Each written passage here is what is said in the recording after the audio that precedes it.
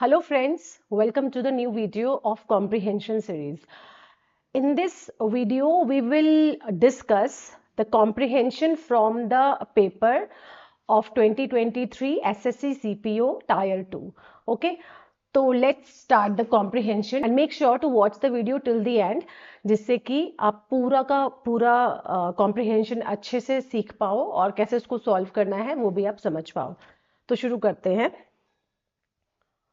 A fact that draws our attention is that, according to his position in life, an extravagant man is either admired or loathed.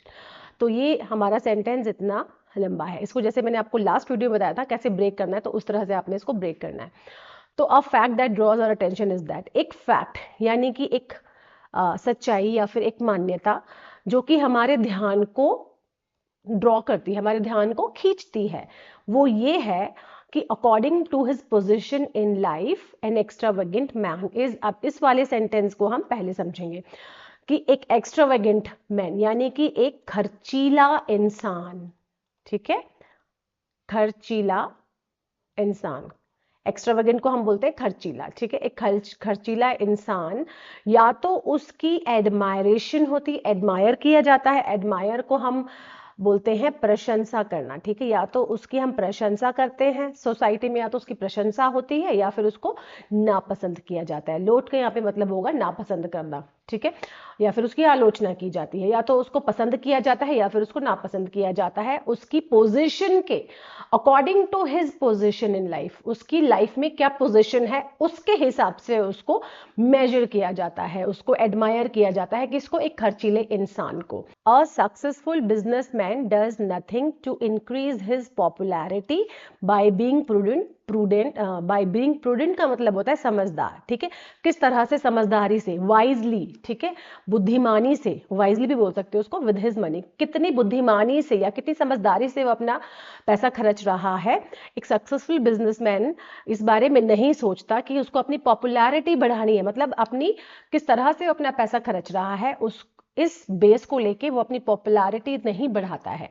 ठीक है, उसको जरूरत ही नहीं पड़ती, वो कुछ नहीं करता अपनी पॉपुलैरिटी बढ़ाने को on the basis of how wisely he is. किस तरह से, कितनी बुद्धिमानी से वो अपना पैसा खर्चता है, उसको इसकी जरूरत नहीं पड़ती. A person who is wealthy, एक अमीर इंसान जो, अ पर्सन एक इंसान जो क्या है? अमीर है यानी कि रिच है यानी कि वेल्दी है. Is expected to lead a luxurious life. Luxurious life मतलब ऐशो आराम की जिंदगी. ठीक है, to be lavish with his hospitality. Hospitality मतलब होता है मेहमान नवाजी. मेहमान नवाजी. ठीक है, हॉस्पिटैलिटी का मतलब होता है मेहमान नवाजी, और लाविश का मतलब भी होता है शानदार तरीके से. ठीक है, एक रिच इंसान, एक इंसान जो कि रिच है यानी कि जो अमीर है, उससे क्या एक्सपेक्ट करते हैं? उससे ये एक्सपेक्ट करते हैं कि वो एक लग्जूरियस लाइफ यानी कि एक शानदार ऐशो आराम की जिंदगी जीतेगा या लीड करेगा. और लैविश विद हिज हॉस्पिटैलिटी, और मेहमान नवाजी में कोई कसर नहीं छोड़ेगा यानी कि मेहमान नवाजी भी शानदार, मतलब किस तरीके से करेगा वो मेहमान नवाजी? ऐशो, मतलब उससे ऐशो आराम से, और अपनी मनी को जितना खर्च सकता है उससे. ठीक है, तो लेविश का भी यहाँ पे मतलब होगा शानो शौकत से. ठीक है, शानदार तरीके से हॉस्पिटैलिटी करेगा वो, मेहमान नवाजी करेगा वो. ठीक है, कौन? Rich person. If he is not so, अगर वो ऐसा नहीं करता तो ही इज कंसिडर्ड मीन. यहाँ पे मीन का मतलब है कंजूस. ठीक है, कंजूस यानी कि इसको हम स्टिंजी बोलते हैं. ठीक है, तो अगर वो ऐसा नहीं करता तो उसको क्या माना जाता है? कंजूस माना जाता है. And his reputation in business में इवन सफर इन कंसिक्वेंस मतलब होता है रिजल्ट. और ठीक है, सफर मतलब होता है झेलना. ठीक है, तो उसकी रेपुटेशन बिजनेस में क्या होती है? सफर करती है. ठीक है, तो रिजल्ट क्या होता है इसका? क्या कंसिक्वेंसेस होते हैं इसके? अगर वो ऐसा नहीं करता, उसकी रेपुटेशन बिजनेस में खराब होने के चांसेस रहते हैं. ठीक है, उसकी रेपुटेशन को झेलना पड़ता है. ठीक है, the paradox remains that he had not been careful with his money in the first place. अच्छा, the paradox remains that if आएगा यहाँ पे, ठीक है, इफ ही हैड। अब इसमें एक विरोधाभास है, यानी कि अपोजिट कंडीशन ये रहती है कि अगर that if he had not been careful, अगर वो केयरफुल नहीं हुआ होता, अगर उसने वाइजली अपना पैसा नहीं वो बचाया होता पहले से ही, फर्स्ट प्लेस का मतलब यहाँ पे क्या है, पहले से ही, ठीक है, तो he would never have achieved his present wealth, तो वो कभी भी, अभी जो उसके पास इतनी वेल्थ है, इतना पैसा है, तो वो कभी भी उस मुकाम पे आ ही नहीं पाता। ये जो हमारा सेंटेंस है, ये हमारा है कंडीशनल सेंटेंस। अगर उसने ऐसा नहीं किया होता तो ऐसा होता, ऐसा किया होता तो ऐसा होता, इस टाइप का सेंटेंस है, ठीक है। Among the low income group, अब आ गए हम लो इनकम ग्रुप में, जिनकी आय कम होती है, यानी कि समझ लो गरीब लोगों से बात हो रही है, गरीब लोगों की भाई। अब तो उनमें क्या होता है, among the low income group, जिन लोगों की आय कम होती है, a different set of values exists, मतलब होता है अस्तित्व में, ठीक है, या फिर अस्तित्व में आती है या फिर दिखती हैं, ठीक है, एक बिल्कुल अलग तरीके के स्टीरियोटिपिकल और बिल्कुल अलग तरीके की मान्यताएं उनके लिए दिखती हैं। क्या होती हैं भाई वो, द यंग क्लर्क, एक क्लर्क से तुलना की जा रही है, who makes his wife a present of a new dress when, यहाँ पे व्हेन आएगा, ये हुम नहीं when he has not paid his house rent, अगर भाई वो क्या करता है, वो क्लर्क अपनी वाइफ को एक न्यू ड्रेस गिफ्ट करता है जबकि उसने अपना हाउस रेंट ही नहीं दिया है, ठीक है, तो इज कंडेम्ड एज एक्स्ट्रावेगेंट, तो उसको किस तरह से आलोचना की जाती है, कंडेम्ड मतलब होता है क्रिटिसाइज, आलोचना करना, बुराई करना, ठीक है, तो उसको क्या बोला जाता है कि भाई ये तो बड़ा खर्चीला है, उसको खर्चीला करके क्रिटिसाइज, उसको खर्चीला बोल के क्रिटिसाइज किया जाता है। Carefulness with money to the point of meanness, to the point of meanness is applauded का मतलब यहां पे होगा एडमायर, प्रशंसनीय, ठीक है, जिसको हम हिंदी में बोलते हैं प्रशंसनीय, ठीक है, और वर्चू का यहाँ पे मतलब होगा गुण, ठीक है। तो अब केयरफुलनेस विद मनी, अब वो मनी के साथ किस तरह से मनी को हैंडल करता है, किस तरह से पैसे को अपने हैंडल करता है, तो उसको उस पॉइंट तक आना है जहां पे वो एक कंजूसीपन को दिखा सके, जहां पे वो एक कंजूस कहला सके, ठीक है।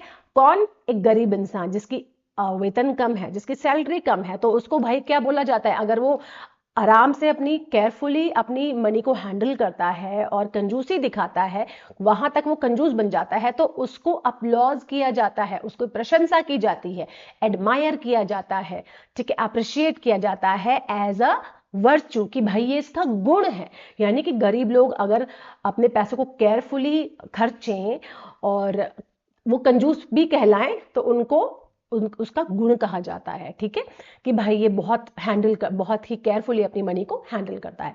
Nothing in his life is considered मोर वर्दी देन पेइंग हिज बिल्स, अब इससे ज्यादा इंपॉर्टेंट, वर्दी का यहाँ पे हो जाएगा इंपॉर्टेंट, सिग्निफिकेंट, इससे ज्यादा सिग्निफिकेंट उसकी लाइफ में कुछ नहीं है, किससे ज्यादा, पेइंग बिल्स, की अपनी उसकी लाइफ में सबसे ज्यादा कंसिडर क्या है, सबसे ज्यादा इंपॉर्टेंट है अपने बिल्स को पे करना, ठीक है, किस तरह से वो अपने बिल पे कर रहा है, कौन, क्लर्क, ठीक है, जिसका वेतन कम है।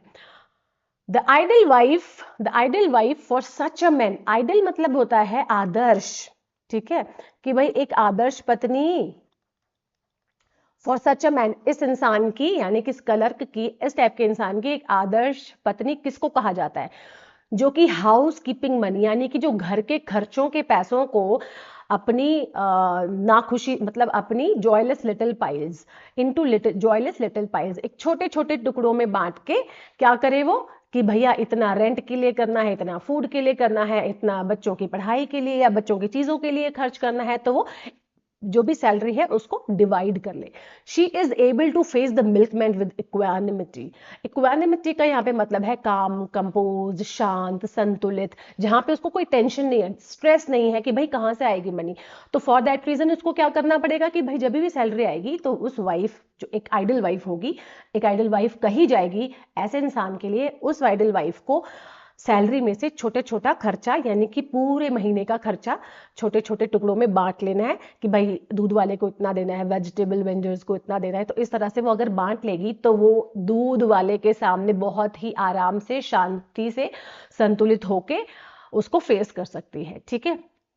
इसमें इसका मेटाफर का यूज किया गया है। Every month satisfied with her economizing ways and never knows the guilt of buying something she can't really afford। अब वो जो क्लर्क है वो हर महीने इस बात से संतुष्ट होता है, ठीक है, संतुष्ट, सेटिस्फाइड का मतलब होता है संतुष्ट होना, मतलब कोई प्रॉब्लम नहीं है कि उसकी वाइफ की किस तरह से वो इकोनोमाइजिंगली और इकोनॉमिकली किस तरह से वो अपने घर को हैंडल कर रही है, ठीक है, कैसे घर के खर्चों को हैंडल कर रही है, और उसको कभी इस बात का गिल्ट भी नहीं, अपराध बोध भी नहीं होता कि भाई उसकी वाइफ ने जो वो अफोर्ड नहीं कर सकती वो उसने खरीदा है, ठीक है, क्योंकि वो खरीदेगी नहीं कि जो अफोर्ड नहीं कर सकती, अदरवाइज घर के खर्चे कैसे चलेंगे, तो उसको अपराध बोध भी नहीं होता इंसान को, किसको, क्लर्क को, ठीक है, जिनकी वेतन कम होती है। As for myself I fall into neither of these categories. अब वो क्या बोलता है कि मैं इन दोनों, अब यहाँ पे ऑथर की बात आ जाती है, एज फॉर माई सेल्फ, मेरे हिसाब से अगर मेरी बात की जाए, I fall into neither of these categories, मैं इन दोनों कैटेगरीज में से किसी को भी बिलोंग नहीं करता हूं, किसी में भी नहीं आता हूं। If I have money to spare, अगर मेरे पास इतनी मनी हो तो मैं क्या हूं, खर्चीला हो सकता हूं, ठीक है, ऐसे बोल रहा हूं। But when as is usually the case, पर जब नॉर्मली ये केस होता है, as is usually the case क्या होता है उसके साथ में, नॉर्मली क्या होता है उसके साथ, आई एम हार्ड अप मतलब उसके पास पैसे की कमी है, उसको इतना पैसे ही नहीं होता, हार्ड अप मतलब होता है he does not have enough money to become extravagant, ठीक है, तो उसके लिए तो ये मुश्किल है, he hardly has that much money that he can spend और ही कैन बिकम एक्स्ट्रावेगेंट, तो उसके पास हार्डली इतना पैसा होता है कि वो एक्स्ट्रावेगेंट बन सके। Then I am the meanest man imaginable, तो क्या है भाई, अब वो क्या है, मीनेस्ट मैन मतलब वो बहुत ही ज्यादा कंजूस है, इतनी आई am the meanest man imaginable मतलब वो जितने इमेजिन कर सकता है कल्पनात्मक तौर पे वो इतना ही कंजूस है। कौन, right, author of this passage. चलो अब ये क्वेश्चन आंसर सॉल्व करते हैं। Which of these is not true, इन चारों में से कौन सा सेंटेंस ट्रू नहीं है जो कि पैसेज में आया है, ठीक है, तो पहला हम देखते हैं, a low income person is considered worthy if he pays bills on time, ये वाला हमारा सही है, ये हमारा आया है उसमें पैसेज में। The rich amass wealth by spending money economically, तो अब जो रिच है, अमास मतलब होता है इकट्ठा करना, वो वेल्थ कैसे इकट्ठा करते हैं, इकोनॉमिकली, मनी को स्पेंड करके, सोच समझ के मनी को स्पेंड करके, एक ये है। द ऑथर, अब ये वाला भी हमारा उसमें आया है, तभी तो उन्होंने पैसे जमा किया है, तभी तो एबल हुए हैं, जो हमारे सेकंड पैरा में था। The author is at liberty to be extravagant at all times, अब लास्ट वाले पैरा में है ये वाला कि ऑथर के पास ये फ्रीडम है कि वो हर टाइम खर्चीला बन सके, वो हर टाइम खुले खर्चे कर पाए, नहीं ये नहीं है उसमें, ठीक है, तो ऑथर के पास तो इतना पैसा ही नहीं है कि वो एक्स्ट्रावेगेंट बन सके, तो ये वाला हमारा नॉट ट्रू है। People who lead a luxurious life are expected to entertain lavishly, तो जो लोग लग्जूरियस लाइफ जीते हैं या लीड करते हैं उनसे एक्सपेक्ट किया जाता है कि वो शानदार तरीके से हॉस्पिटैलिटी देंगे या फिर एंटरटेन करते हैं, ठीक है, ये भी हमारा पैसेज में है।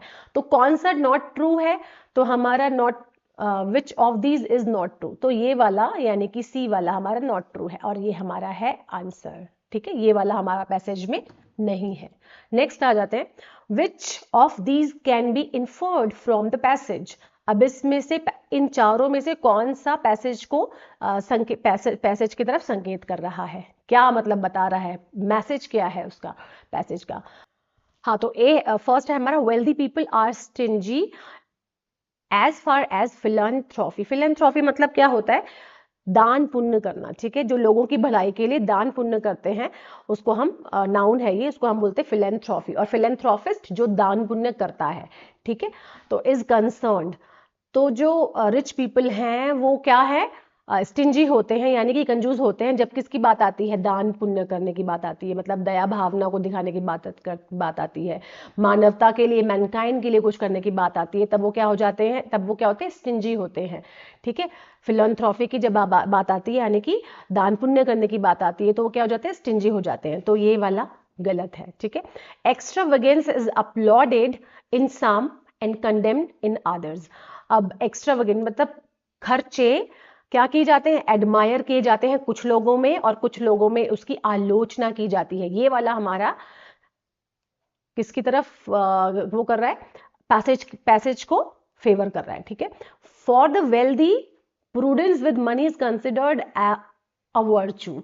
तो वेल्दी लोगों के लिए अगर वो मनी के साथ मनी को वाइजली खर्चते हैं तो उसको वर्चू कहा जाता है। तो ये वाला भी हमारा पैसेज के अकॉर्डिंग नहीं है, तो उनको वर्दी नहीं कहा जाता है। किसको कहा जाता है, जिनकी कम जो कि पुअर होते हैं।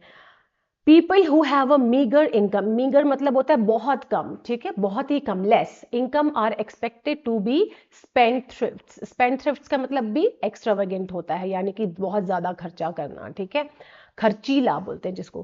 People who have a meagre income, जिन लोगों की जिन लोगों की इनकम कम होती है उनसे क्या एक्सपेक्ट किया जाता है, क्या उनसे हम एक्सपेक्ट करते हैं कि वो एक्स्ट्रावेगेंट हो, नहीं, ये भी हमारा गलत है। तो हमारा सही आंसर होगा बी, और ए भी हमारा गलत है, ठीक है।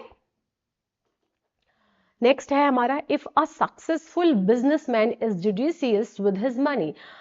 अब अगर सक्सेसफुल बिजनेसमैन अपनी मनी के साथ जुडिशियस होगा, यानी कि प्रूडेंटली अपनी मनी को खर्च करता है, वाइजली खर्च करता है, तो क्या होता है, हिज प्रेस्टीज इंप्रूव्स, उसकी इज्जत बढ़ती है, रिस्पेक्ट बढ़ती है, ठीक है। हिज रेपुटेशन सफर्स, उसकी रेपुटेशन को सफर करना पड़ता है। हिज बिजनेस फ्लोरिशेज, उसका बिजनेस और फलता फूलता है, और उसकी पॉपुलैरिटी राइज होती है, यानी कि उसकी वो और पॉपुलर होता है और प्रसिद्ध होता है। तो अगर हम पैसेज की तरफ को जाएंगे तो हमारा बी आंसर सही होगा, ठीक है। यानी कि पैसेज के अकॉर्डिंग जो ऑथर ने बोला है, तो हमारा बी आंसर सही होगा कि हिज रेपुटेशन सफर्स। हमारा जो फर्स्ट पैराग्राफ था उसके लास्ट में ही इसका आंसर है, ठीक है। फिर है हमारा select the antonym of lot as used in the passage. अब लोट का मतलब हमने पहले बता दिया कि क्या होता है, इसका मतलब होता है आलोचना करना, घृणा करना, नापसंद करना किसी को, ठीक है। हमें बताना है एंटोनियम। तो डिस्पाइज मतलब क्या होता है, हेट्रेड, इसका मतलब क्या होता है, हेट्रेड, किसी चीज को नापसंद करना, डिसलाइक करना। शन मतलब होता है अवॉइड करना, किसी चीज को अवॉइड करना। अडोर्ड का मतलब होता है प्रेम करना, या फिर अच्छा मानना, या फिर लाइक करना, ठीक है। तो लोथेड का यहाँ पे एंटोनियम होगा अडोर्ड, ठीक है, जिसकी एडमायर किया जाता है, जिसको प्रशंसा की जाती है, जिसका फेवर किया जाता है। अब कर्स भी हमारा बिल्कुल ऑपोजिट है। इसका क्या मतलब होता है, कर्स का श्राप देना, ठीक है। तो ये भी हमारा गलत होगा, तो हमारा आंसर होगा नंबर सी, ठीक है। लास्ट है the word equanimity in the passage means. Equanimity का पैसेज में क्या मतलब है, तो वो हमने पहले देख लिया था, काम, कंपोज्ड। अब ट्रैंक्विलिटी का मतलब क्या होता है, काम, कंपोज्ड, पीसफुल, सीरेन, ठीक है, शांत बिल्कुल, ठीक है। तो ट्रैंक्विलिटी हमारा इक्वानिमिटी को मैच करता है, यानी कि ये इसका सिनोनियम होगा, ठीक है। सिनोनियम यानी कि पैसेज में इक्वानिमिटी का मतलब हमारा ट्रैंक्विलिटी से है। एजिटेशन मतलब होता है एंग्री, एंग्जियस, ठीक है, क्रोधित टाइप जिसको हम बोलते हैं। एंग्जाइटी का मतलब भी यही होता है, फ्रस्ट्रेशन मतलब होता है परेशान होना, इस टाइप से। ये तीनों सिनोनियम है, और ट्रैंक्विलिटी इसका इक्वानिमिटी का क्या होगा, आंसर होगा। तो I hope you like this video and this video will be helpful for you.